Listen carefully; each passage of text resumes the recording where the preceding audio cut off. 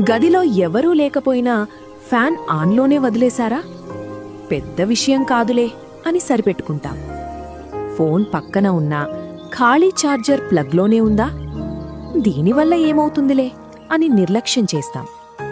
పని అయిపోయినా TV plug కట్టకుండా రిమోట్తో ఆపేసి వదిలేస్తాం.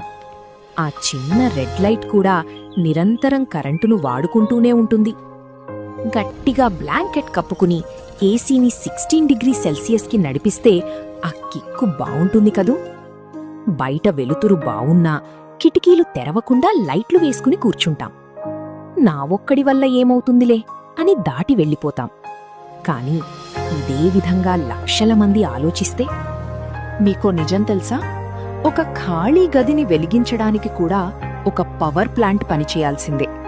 మన విద్యుత్లో ఇంకా 70% బొగ్గు కాల్చడం ద్వారానే వస్తోంది.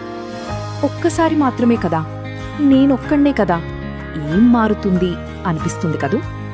కాని అలా అనుకుంటూ కొన్ని లక్షల మంది అదే పని చేస్తే ఆ చిన్న అలవాట్లే పెద్ద ముప్పును తీసుకొస్తాయి.